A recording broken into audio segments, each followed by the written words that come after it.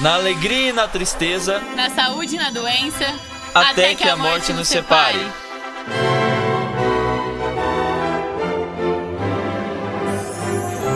Foi preciso união para o ser humano sobreviver.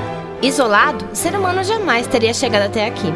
Com as comunidades formadas, surgem o casamento e as famílias, pilares da sociedade. E pra você, o que é casamento? Casamento pra mim são quando duas pessoas se unem pra se tornarem uma só. Agora o casamento é um respeito, né? A gente tem que aprender a respeitar e ser respeitado. União de duas pessoas que elas assumem um compromisso de ficarem juntas. É um passo muito importante, muito sério. O documentário de hoje vai falar sobre casamento. Até que a morte nos separe. Segundo o mestre em História da Teologia Medieval, Wagner Stefani, não há uma época ou data específica de quando o casamento surgiu. O que temos são somente indícios da união entre um homem e uma mulher desde os primórdios da humanidade. O casamento também tem suas implicações jurídicas, como afirma o advogado Giovanni Ravagnani. O casamento nada mais é do que uma espécie de contrato.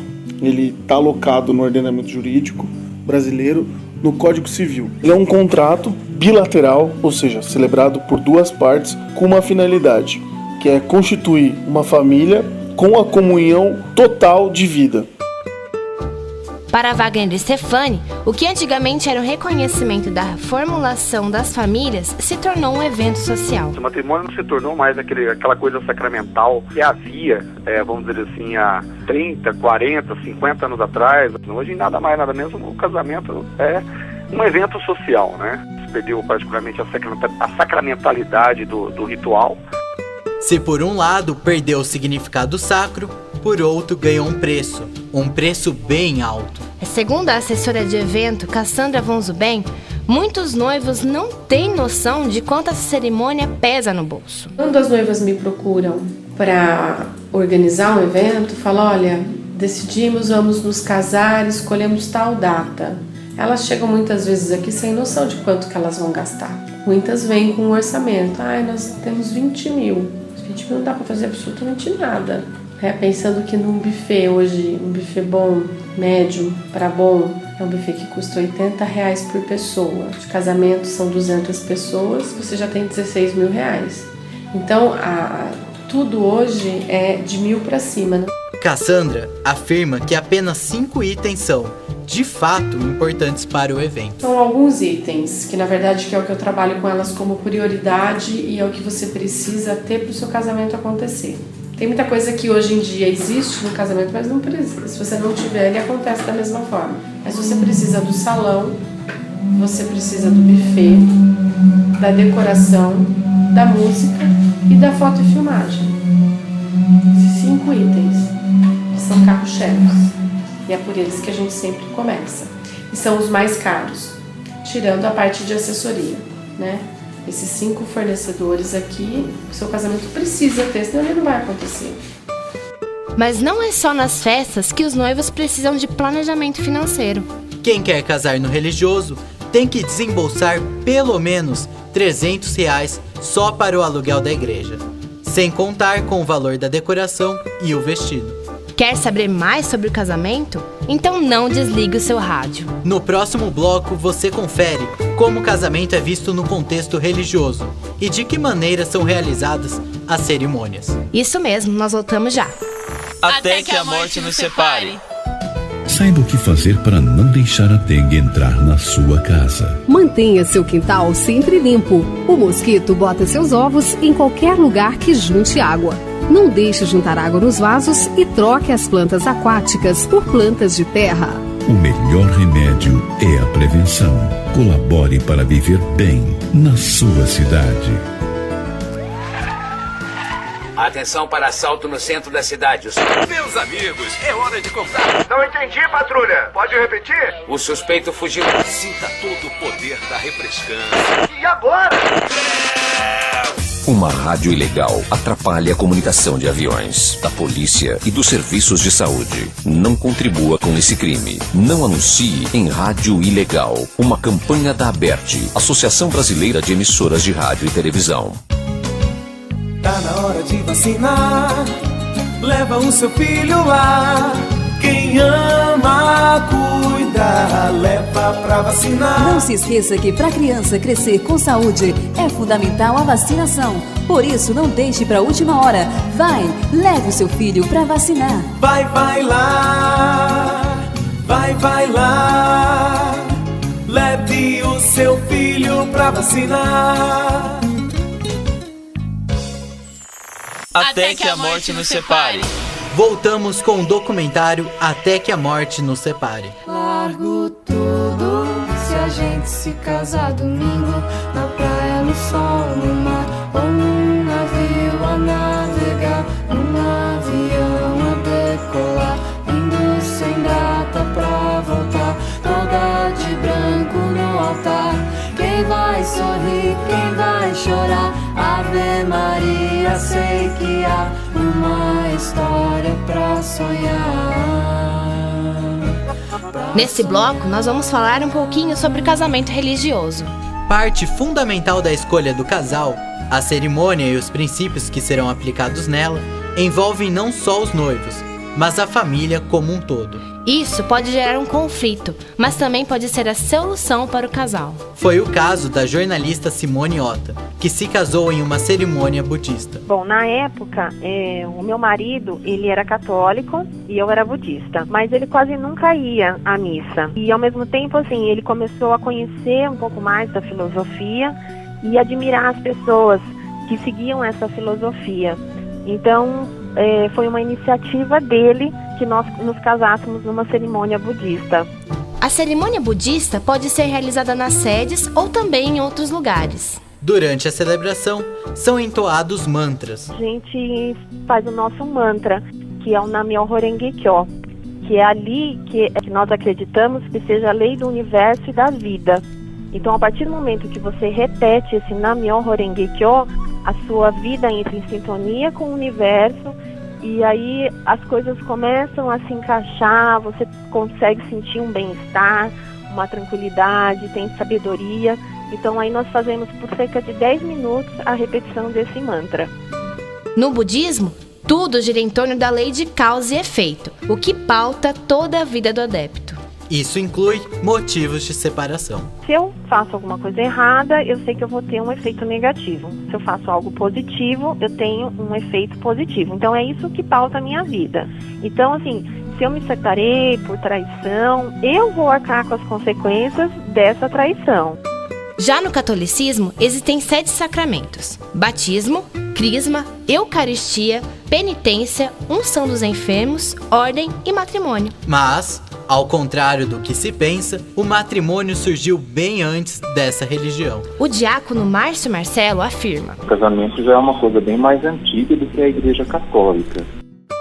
Para o jornalista e teólogo Lindolfo Alexandre de Souza, a Igreja Católica moldou o casamento dentro dos próprios princípios. A Igreja Católica, ela conseguiu dar um formato, conseguiu dar um verniz teológico, religioso, uma conotação religiosa a uma prática que é anterior ao catolicismo e ao cristianismo. O casamento entre duas pessoas no contexto católico, ele é visto como um sacramento, portanto há a concepção de que Deus abençoa quando duas pessoas se unem em matrimônio, e essa relação que deixa de ser simplesmente uma relação contratual e passa a ser uma relação à luz da fé, abençoada por Deus. O padre Tarcísio Spirandil explicou a importância desse ato. O matrimônio ele se institui então nesta graça divina e caberá ao homem e à mulher constituir-se como uma só realidade que se completa na feminilidade e na masculinidade. E vão, obviamente, ter filhos e gerá-los, educá-los na fé e fazê-los construtores de uma humanidade cada vez melhor. Diferente do católico, o casamento evangélico não é considerado um sacramento, como afirmou o pastor Wesley Fatarelli, da Igreja Presbiteriana de Itatiba. Um casamento evangélico, ele preza muito por transmitir ao casal a palavra de Deus e abençoar este casal nesse ato religioso que é o casamento, que é um ato público, né? Então, para os evangélicos, o casamento é algo extremamente sério, é algo muito precioso e não pode se realizar um casamento evangélico, de qualquer maneira. Para um casamento evangélico ser bem-sucedido, os fiéis acreditam na plena sintonia com Deus. Sobre o divórcio, a Igreja Evangélica segue a legislação. O que a Igreja Evangélica faz e procura fazer é atender às normas do direito civil, né? E o direito civil, o próprio direito, ele estabelece algumas condições para um casal até não manter mais os laços conjugais. Então pode ocorrer algumas situações aí que a lei acaba permitindo que aquele casamento não prossiga. Além de se apropriar da tradição como um sacramento, o catolicismo, assim como as outras religiões, também incorpora símbolos que sempre estiveram relacionados ao casamento. O mestre em História da Teologia Medieval, Wagner Stefani, explica a origem deles. A aliança é um dos símbolos mais antigos, né, que perpetua até hoje, e também o seu significado. Desde o mundo antigo, realizar uma aliança tinha o mesmo significado de um pacto, né, onde aqueles que realizavam tendem a obedecer o círculo que é realizado, né. Acredito que é um dos símbolos mais belos que o ser humano inventou, pois na aliança você tem aí vários significados, né? Tem termos da fidelidade, a honra, o respeito, a renúncia e as demais virtudes, né, sendo praticadas pelos seres humanos. O vestido da cor branca, por exemplo, da noiva, só foi popularizado a partir do século XIX, né? Principalmente depois do casamento da rainha Vitória. O véu, para você ter uma ideia, por exemplo, é um costume árabe, né? O véu da noiva significa separar-se da vida do solteiro para entrar numa nova vida, né, da esposa. O véu é uma referência, por exemplo, se a gente estudar a mitologia, você vai ver que o véu é uma referência à deusa Vesta, né, que nada mais é que a Vesta, que é a deusa da honestidade, que era a protetora do lar. O que era formado por uma mistura de alho, né, com ervas ou grãos. Esperava-se que o alho afastasse os maus espíritos, as ervas, os grãos garantissem, por exemplo, uma união frutífera, né, ao casal. Mas nem tudo são flores. Até o casamento da religião católica pode ter fim. O diácono Márcio Marcelo explica como que é feita essa separação. A anulação do casamento, ela se dá por um processo de nulidade. Então, um determinado ponto em que se reconhece que o casamento não teve aquela validade. As pessoas procuram a igreja, né, abrem um processo, e dentro desse processo vai se verificar em qual ponto do casamento tornou esse casamento nulo. E daí vai trabalhar essa questão para a solubilidade do casamento. Mas isso é um processo demorado, é um processo que exige testemunho. Diferente da anulação religiosa, no casamento civil, o processo de separação é menos burocrático e mais rápido. Não perca! No próximo bloco, vamos falar sobre divórcio. E ainda, conheça a história de um casamento que já dura 58 anos. Voltamos já.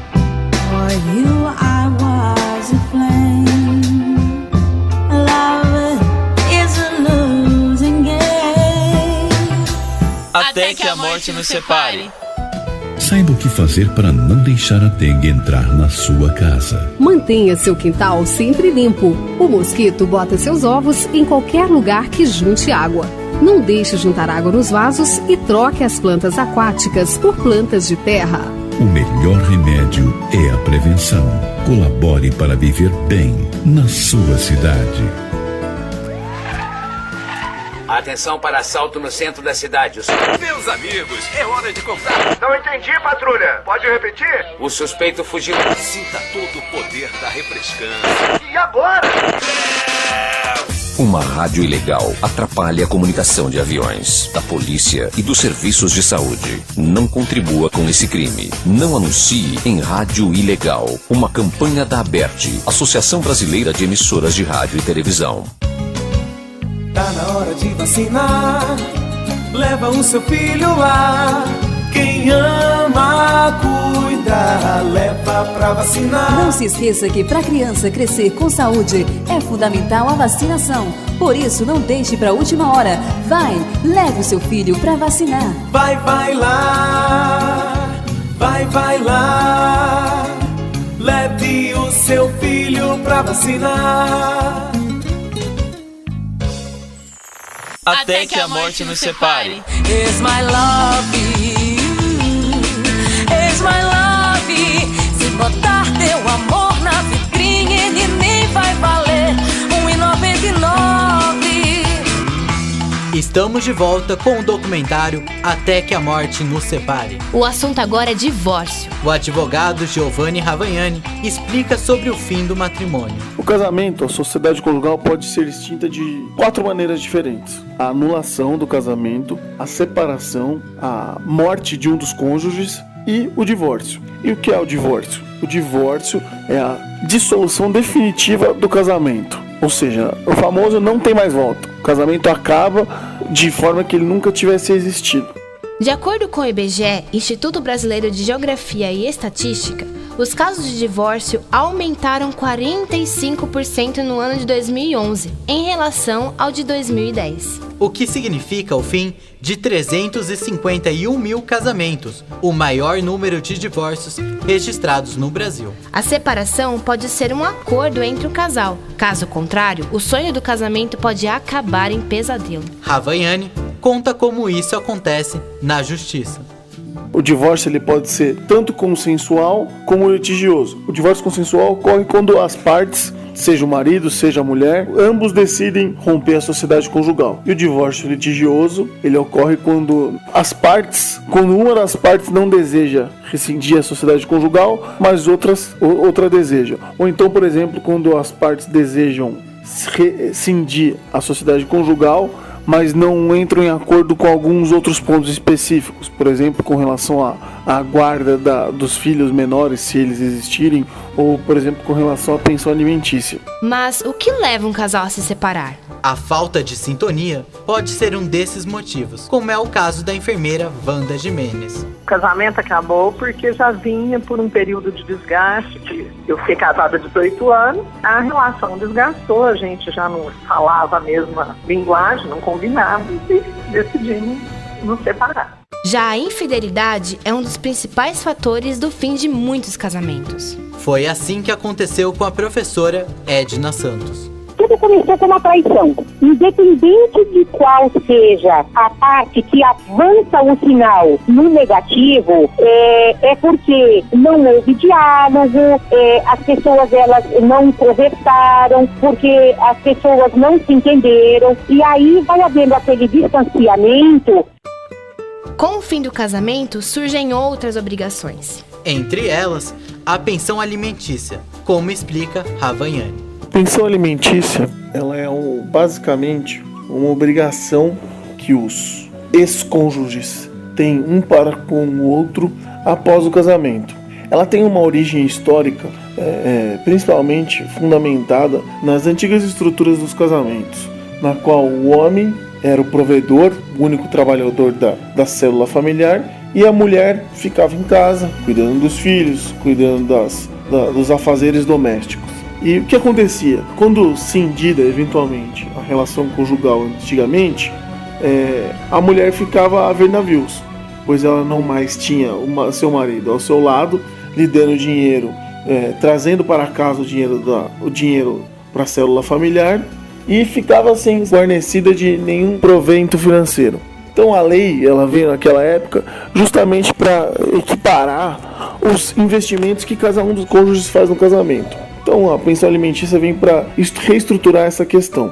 Mas, em contraste com o aumento dos casos de divórcio, muitos homossexuais lutaram pelo direito de se casar. Seu juiz já falou que o coração não tem lei. Pode chegar pra celebrar o casamento gay. Esse direito foi facilitado depois que foi concedida a união estável para casais homoafetivos. Giovanni Ravagnani esclarece o que é união estável. União estável nada mais é do que a mesma situação, só que de fato, ou seja, não existe a burocratização da relação matrimonial. Basicamente, duas pessoas comumente convivem na mesma residência com a mesma finalidade, que é de constituir uma família e tudo mais.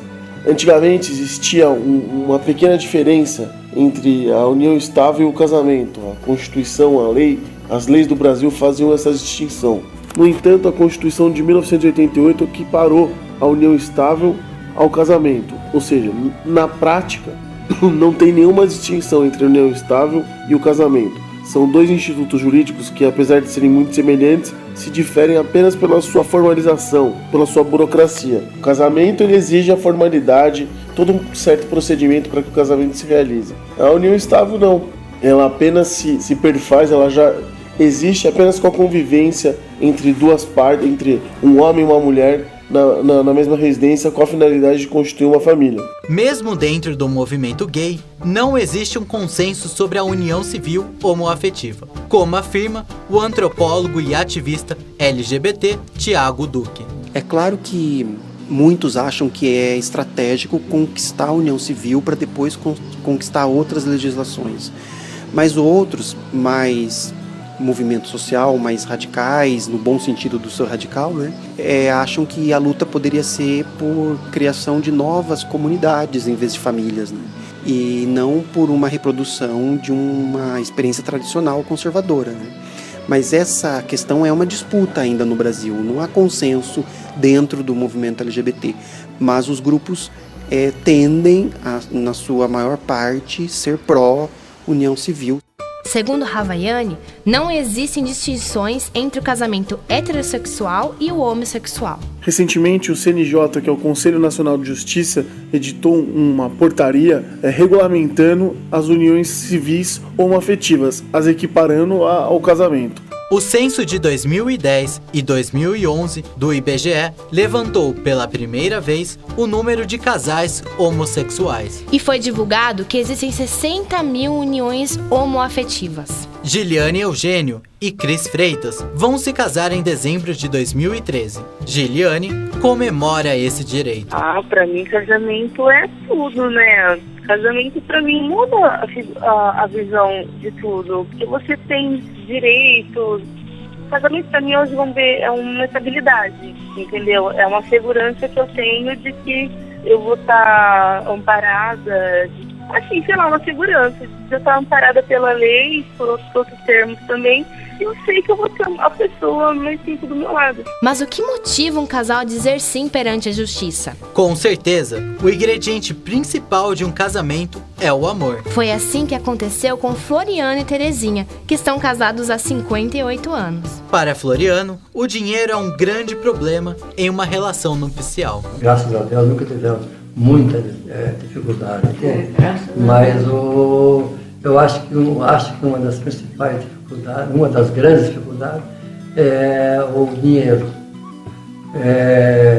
A família se casa, aquilo é muito bonito e tal, festas e tal, mas aí começa a aparecer os problemas, principalmente depois que aparecem filhos, né? Porque educar um filho não é brincadeira. Apesar das dificuldades, Terezinha agradece pelo casamento duradouro e feliz. É muito bom, sempre na compreensão entre mim e ele. Os filhos são muito bons para a gente. Eu tenho só que agradecer a Deus de todas essas coisas que Ele deu para nós nesses 58 anos de vida conjugal. Vou te contar, os olhos já não podem ver coisas que só o coração pode entender. Fundamental é mesmo o amor, é impossível ser feliz sozinho.